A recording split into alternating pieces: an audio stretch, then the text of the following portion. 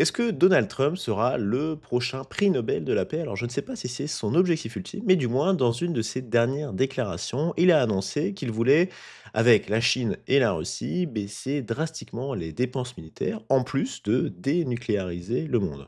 Alors est-ce que cette envie, cette déclaration, c'est pour vraiment être pacifiste, avoir un monde un petit peu Teletubbies, ou si c'est plutôt pour favoriser le business des États-Unis? Je vous laisse avoir votre avis en commentaire. Et bonjour à tous, c'est Arthur de la chaîne Décret Finance et on se retrouve aujourd'hui pour discuter des news financières de la semaine qui vient de se terminer. Un peu dans le même contexte que Trump, le pacifiste, avec les dépenses militaires, on a aussi Trump, évidemment, qui veut résoudre la guerre en Ukraine, la guerre Ukraine-Russie.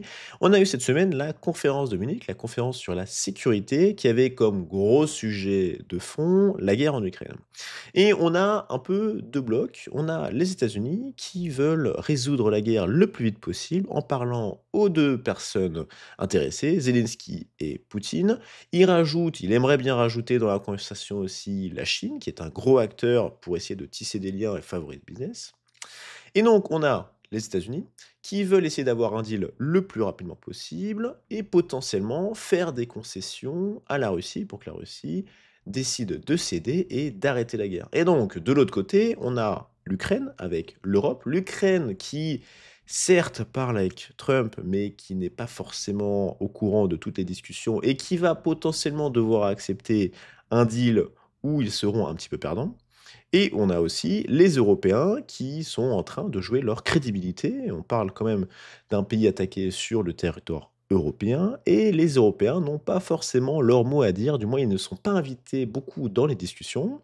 Et donc c'est le sujet, c'est est-ce que l'Europe pourra s'unir et avoir une voix qui porte pour donner son point de vue et potentiellement remettre en question des potentiels deals qu'il pourrait y avoir entre les États-Unis et la Russie, qui pourraient être désavantageux pour l'Ukraine. Ce sera à voir dans les prochains jours si, on l'espère, les Européens se mettent d'accord. Mais donc pourquoi Trump veut arrêter la guerre? Bon, déjà, ça crée moins d'instabilité, donc c'est bon pour le business. Et en plus de ça, si la guerre en Ukraine se termine, ça veut donc dire qu'il y a moins de sanctions sur la Russie. Donc il peut y avoir du business avec la Russie. Quand on regarde l'Ukraine, et ben c'est aussi, si on regarde ça de manière totalement, si on enlève tous les sentiments, toutes les émotions et qu'on regarde juste en termes de business, l'Ukraine, si la guerre se termine, ça veut dire pour potentiellement les États-Unis d'énormes deals en termes de BTP pour refaire le pays. On a quand même l'Ukraine qui était le grenier de l'Europe avec d'énormes productions de céréales. Donc c'est aussi avoir une stabilité en termes d'alimentation. On peut aussi parler des mines qu'il y a de disponibles en Ukraine. Potentiellement, le deal pour la guerre, pour la fin de la guerre d'Ukraine pourrait inclure des mines, du moins des mines gérées par les États-Unis.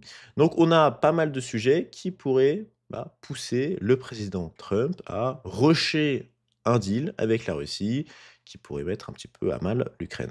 On continue sur le feuilleton des frais de douane, des droits de douane. Donc là, Trump a imposé à tous les pays 25% sur les importations aux États-Unis d'aluminium.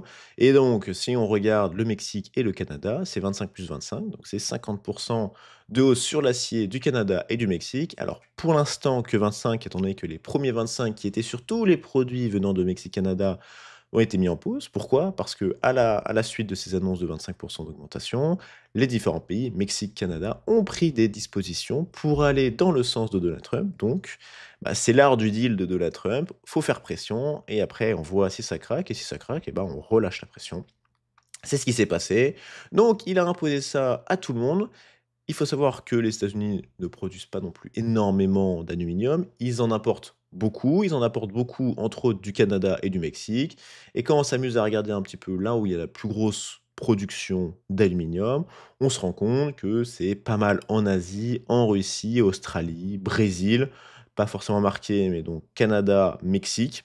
Et c'est potentiellement une balle dans le pied pour les États-Unis face au Canada et au Mexique, étant donné qu'ils n'exportent pas d'aluminium, donc ils n'ont pas forcément du business à aller vendre leur aluminium qui est moins cher et qui n'est pas taxé, ou du moins à utiliser leur aluminium aussi pour leur industrie, étant donné que l'aluminium qu'ils utilisent provient beaucoup du Canada et du Mexique, donc ça pourrait quand même faire du mal à leur industrie. Aluminium, c'est le deuxième métal le plus utilisé après le fer. Donc on verra bien si c'était forcément une très bonne idée. Potentiellement, les autres frais de douane sur des produits que les États-Unis peuvent produire, oui, ça se comprend. L'aluminium, ça peut vraiment faire du mal aux États-Unis dans le futur. En plus des 25 il a annoncé qu'il allait mettre en place des frais de douane réciproques. Ça veut dire que des fois, certains pays, surtout les pays qui sont en voie de développement, pour protéger leur industrie naissante, imposent des frais de douane plus importants aux importations. Et donc, normalement, ça favorise un petit peu. Par exemple, on a le Brésil ou la Thaïlande qui imposent sur certains produits des frais de douane de 25 sur les produits américains et d'autres, hein. Mais donc là, on a un déséquilibre entre, les frais de douane qui sont appliqués par certains pays sur les produits américains et ce que les Américains imposent sur les produits provenant de ces fameux pays. Il y a ce déséquilibre et donc Trump veut juste, dire: «Si vous me taxez 25 et je te taxe de 25. L'équité, parfaite. Alors ça va un petit peu à l'encontre, de tout ce qu'on avait pu de ce qu'on tout ce que toutes les règles qu'on peut avoir sur le commerce international, pour se dire que oui, certains pays qui n'ont pas les armes pour compete contre les États-Unis mettent un peu des frais de douane pour favoriser leur industrie et là, ça va totalement à l'encontre. Alors ça va faire du mal, potentiellement aux États-Unis sur du court moyen terme, si ce n'est plus, sur l'inflation, sur la production et cetera. Et ça va aussi, surtout, en fait, faire du mal aux pays émergents, aux pays qui ont une économie un peu faible, qui vont voir leur exportation vers les États-Unis baisser parce qu'il y aura tout simplement moins de consommation. En parlant d'inflation, on a eu les chiffres de l'inflation, je crois que c'était vendredi ou jeudi, je ne sais plus. La semaine dernière, on a eu les chiffres de l'inflation américain, chiffre d'inflation qui était supérieur à ce qui était prévu. Alors, est-ce que c'est grâce, du moins, est-ce que c'est à cause de Trump? Je ne pense pas, parce que Trump vient d'arriver et ces mesures mises en place, donc tous les frais de douane, vont avoir un impact qui se verra sur du un peu plus long terme. Alors Trump accuse Biden, c'est potentiellement aussi une dynamique interne au pays qui fait que l'inflation est au-dessus des prévisions et ça ne devrait pas forcément changer, du moins cette dynamique ne devrait pas changer étant donné que même s'il est contre l'inflation et il veut baisser à fond les taux, Trump, étant donné que s'il n'y a plus d'inflation, il n'y a plus besoin d'avoir des taux élevés. S'il y a des taux moins élevés, ça relâche la pression sur l'économie. Bref, c'est vraiment le monde qui consomme. Mais toutes ces mesures de frais de douane, on voit bien que par exemple l'aluminium, s'ils taxent l'aluminium canadien et mexicain et qu'ils n'ont pas, eux, de leur côté, des alternatives pour l'avoir au même prix, du moins, ou potentiellement moins cher, ça va juste augmenter le prix de l'aluminium aux États-Unis. Si en plus de ça, il veut développer son industrie, ça va encore plus consommer d'aluminium, par exemple les voitures, et donc ça va coûter encore plus cher. Bref, il y aura de l'inflation. Et donc là, on a une inflation qui, hop là, qui augmente aux États-Unis, ça devrait continuer, et la réponse a été immédiate. On a Powell qui nous dit que les nouveaux chiffres de l'inflation dit que la Fed va avoir encore plus de travail. Quand il dit ça, ça veut dire que les taux ne vont pas forcément baisser et qu'il y aura une analyse encore plus approfondie. Et directement, dès que les chiffres sont sortis, on voit ici les chiffres, dès que les chiffres sont sortis, ça a fait spike les taux. Alors même si c'est revenu, ça a baissé juste après, mais ça, c'est au moment de l'annonce. On est passé de 4,35, alors sur ce taux-là, à 4,44, même 4,47, donc on a augmenté de entre 10 et 13 BP, entre 0,13, 0,10, 0,13 ce qui est juste énormissime. Et déjà, je vous en ai parlé dans une précédente vidéo, on avait des pourcentages de baisse des taux directeurs de la Fed qui étaient aux alentours de 1 sur Bloomberg. Et là, on devrait même être en dessous à cause de ces chiffres-là et ces chiffres-là qui devraient continuer à avoir cette même dynamique. Je voulais parler d'une entité française, la Banque publique d'investissement, BPI France, qui a un rôle très important et qui, potentiellement, contrairement à ce qu'on peut voir sur l'économie française, se porte extrêmement bien depuis de nombreuses années.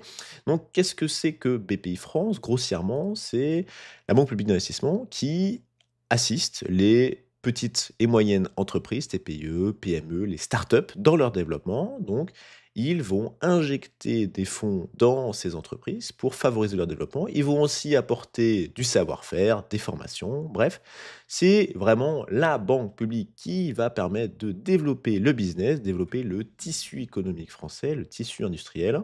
Et donc, ils ont injecté 60 milliards d'euros en 2024 et avec ces 60 milliards d'injectés, ils ont fait, aux alentours un peu plus de 600 millions de bénéfices, ce qui montre que l'argent qu'ils ont injecté, C'est de l'investissement, ils prennent des parts dans les sociétés, par exemple, et après ils revendent quand l'entreprise se passe bien, et ben ils revendent leurs parts, ils peuvent faire un bénéfice dessus. Bien évidemment que aussi, des fois ça ne va pas dans le bon sens, ils vont investir dans des sociétés qui ne vont pas fonctionner et donc ils vont perdre de l'argent. Bref, c'est un équilibre à avoir, mais on se rend compte que, bah, sur les 60 milliards injectés, il y a eu des bénéfices. Ça montre que, bah, ce qu'ils ont pu financer reste positif, même s'il y a pu avoir des défauts et des entreprises qui vont à la cave.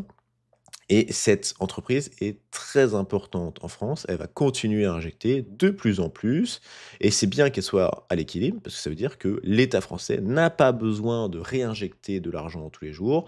Elle gère son budget et aussi pour vous, pour vos impôts, ça veut dire que vous ne financez pas directement à chaque fois des potentiels échecs d'entreprise qu'il pourrait y avoir en France. Il faut aussi savoir que BPI France développe aussi les banques publiques d'investissement à l'étranger, il fait du business aussi sur ça, il peut gagner de l'argent sur ça, en conseillant les pays pour développer leur propre BPI, surtout en Afrique, en Asie, de l'Ouest, Asie de l'Est, et cetera, et cetera. La dernière fois, on a pu parler des résultats de LVMH qui étaient plutôt négatifs sur l'année 2024 et là, c'est Hermès, haut de son cloche, des très, très bons résultats, même voire excellents avec une croissance dégagée de plus de 17, une très, très belle progression en Amérique, en sachant que, bah, le marché chinois est un petit peu morose ou du moins un petit peu inférieur à ce qu'on a pu connaître, dans les différentes précédentes années qui étaient des belles glorieuses. Et donc, bah, Hermès qui a un profil un petit peu différent d'LVMH. LVMH, c'est énormément de marques, même si on a Louis Vuitton qui pèse énormément, mais énormément de marques. Hermès est beaucoup plus centré et donc on a cette vision du luxe vraiment au top du top pour Hermès et ça fonctionne très bien et très clairement quand on a eu l'annonce et ben les marchés ont juste explosé. Donc ça c'est la bougie qui est certes rouge, donc négative sur toute la journée, mais on voit bien que à l'ouverture, il y a eu un jump énorme sur Hermès et même sur la journée, bah, au final, il finit plus haut. Donc très bonne nouvelle pour Hermès, très bonne nouvelle pour le luxe français et très bonne nouvelle pour le CAC 40. News très rapide, on avait pu avoir un peu la même chose en Europe durant le Covid avec des hausses très importantes de prix sur les matières premières et des matières premières qui impactent des produits de première nécessité, par exemple des pâtes, du pain, donc avec le blé, donc la farine, le beurre, etc. Et donc là, on a le Japon. Qu'est-ce qui est le plus consommé au Japon? Eh ben, c'est le riz. Et donc là, sur le riz japonais, son prix a augmenté de plus de 64% sur un an glissant. Pourquoi? Parce que en 2023, il y a eu une production très mauvaise due à des très fortes chaleurs. Et donc, il y a très longtemps, le Japon avait commencé à créer des réserves stratégiques de riz. Pourquoi? Parce que bah, c'est l'aliment le plus consommé. Et donc, quand il y a de moments de tension, par exemple la suite d'un tremblement de terre, eh ben, il faut pouvoir fournir le pays avec du riz qui est pas cher, ou du moins de même prix, pour éviter l'inflation, éviter bah, de payer beaucoup trop cher un produit que tout le monde utilise. Bref, c'est assez rigolo. On a eu des prix qui augmentent très fortement au Japon et donc le Japon active ses réserves et va commencer à distribuer ce qu'il a pu accumuler sur les dernières périodes. Pour terminer, on a Emmanuel Macron qui a fait une interview dans le Financial Times où il discute du fait que bah, la règle du déficit à 3% est peut-être caduque dans une Europe qui doit accélérer. Alors il y a plusieurs sujets à étudier ici. Déjà, le premier point, c'est si on pouvait déjà avoir un déficit à 3% stable sur tous les ans, ce serait déjà génial pour la France. Ça voudrait dire que, outre le chiffre de 3% qui est relativement viable, c'est aussi de se dire que sur tous les ans, on est stable. C'est-à-dire qu'on a un budget qui est prévisible, on n'a pas des dépenses qui sortent de nulle part et qui vont faire augmenter le déficit. Pour l'instant, nous, on est à 5,66 et oui, il devrait baisser dans les prochaines années. Pourquoi? Parce que tout simplement, on a un budget et que les dépenses à tout va ont été arrêtées et donc mécaniquement, ça devrait baisser. Donc déjà, le premier point, c'est outre la valeur du déficit, il faut qu'elle soit relativement faible et aussi surtout stable. Il faut avoir une visibilité. Pourquoi? Parce que aussi les investissements, les capitaux étrangers ont envie d'investir dans un pays qui économiquement est stable, politiquement est stable, pour pouvoir se dire, OK, je vais construire une usine, l'usine va prendre 2 ans à se faire, et après je vais devoir la rentabiliser, je sais pas, sur 10, 15 ans. Je veux être sûr que dans le pays où je vais, il y a une stabilité. Donc déjà, le plus important, je pense, c'est d'avoir un déficit stable sur des niveaux qui sont viables. Des niveaux à 6 ce n'est pas viable, surtout quand le prix de la dette augmente. On a bien vu avec la valeur d'emprunt de l'obligation française à 10 ans qui fait le yo-yo et qui reste sur des niveaux qui sont historiquement élevés. Bref, donc déjà, premier point, essayer déjà pour la France d'avoir un budget et des dépenses qui permettent aux Français de bien vivre, d'avoir des services publics de qualité, etc., etc., et d'avoir un déficit qui se maintient. Deuxième point, oui, potentiellement, le 3 est caduc. Quand on arrive à avoir un pays qui a des dépenses saines, 3 est caduc. Pourquoi? Parce que c'est vrai que le monde s'est créé sur la croissance, qu'on doit se battre contre des États-Unis, contre des Chines, qui ont des croissances de PIB qui sont très élevées. Et comment on crée du PIB? Eh ben, on injecte de l'argent, on crée de l'industrie, on crée de la valeur, on crée du revenu. Et pour ça, bah, la dette, c'est un formidable outil.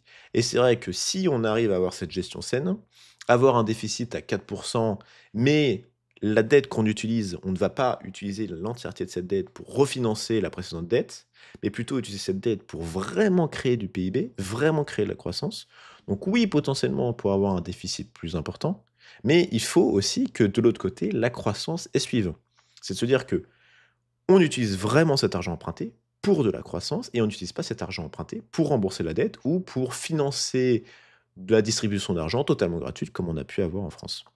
C'est un autre point et aussi de se dire que, bah, c'est aussi plutôt bien vu dans le sens de se dire que un déficit bien géré, c'est bien vu et que c'est pas forcément le monde rêvé d'avoir un déficit extrêmement faible. Pourquoi? Bah, parce que ça créera moins de PIB, moins d'argent à réinvestir et pour les investisseurs, ce sera moins vu, donc par exemple sur les stocks ou potentiellement sur la valeur de l'obligation.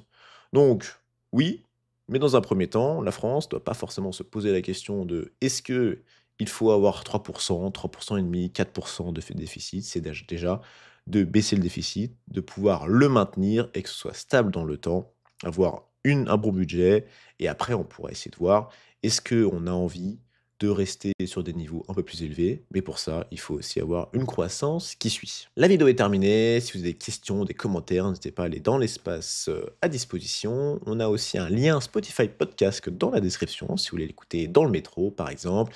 Si vous avez aimé la vidéo, n'hésitez pas à mettre un like, à vous abonner si ce n'est pas déjà fait. Et pour ma part, bah, je vous souhaite une très très bonne semaine et on se retrouve donc dans une semaine pour une prochaine vidéo. À toutes.